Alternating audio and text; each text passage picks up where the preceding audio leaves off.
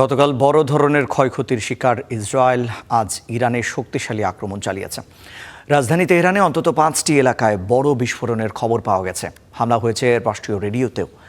এছাড়া আইআরজিসির একটি ড্রোন এবং বিমান যন্ত্রাংশ কারখানা ধ্বংসের দাবি করেছে মার্কিন সামরিক বাহিনীর সেন্ট্রাল কমান্ড সেন্টকম।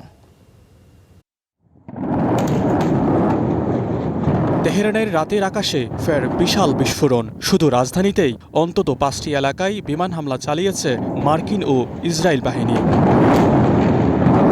দক্ষিণ পশ্চিমাঞ্চলীয় শহর আহভাজে একটি হাসপাতালও হামলার কবলে পড়েছে বলে খবর পাওয়া গেছে। এছাড়া পশ্চিমের উর্মিয়া, খুররামাবাদ, কারাজ শহরেও আঘাত হেনেছে ইসরায়েলি যুদ্ধবিমান। এদিন বেশ কয়েকটি বেসামরিক স্থাপনায় হামলা হয়েছে। বন্দর আব্বাসে অবস্থিত রাষ্ট্রীয় রেডিও স্টেশনকে লক্ষ্যবস্তু করা হয়। অন্তত একজন নিহত হয়েছেন।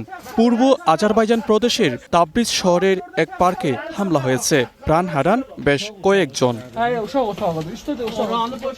উত্তর মধ্যাঞ্চলের কুম শহরের আইআরজিসির ড্রোন ও যন্ত্রাংশ কারখানা ধ্বংসের ভিডিও প্রকাশ করেছে মার্কিন সামরিক বাহিনীর সেন্ট্রাল কমান্ড। এতে ব্যাপক ক্ষয়ক্ষতির দাবি করা হয়।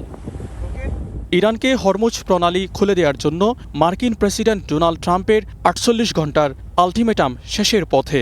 আগের মতোই অনমনীয় ইরান সরকার। উল্টো আইআরজিসি নতুন করে হুঁশিয়ারি করেছে। ট্রাম্পের হুমকি নিয়ে উপহাসও করেছেন মুখপাত্র। Hey Trump, you are fired. You are familiar with this sentence. Thank you for your attention to this matter. The central headquarters of Khatam al-Anbiya. এদিকে যুদ্ধে 1,500-এর বেশি প্রাণহানি ও 80,000-এর উপরে বেসামরিক স্থাপনা ধ্বংসের পরও ইরানি শাসক গোষ্ঠীর উপর আস্থা রাখছেন জনগণ।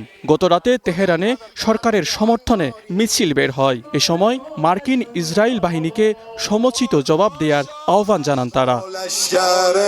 মাজিদ শাহরিয়ার, স্টার নিউজ।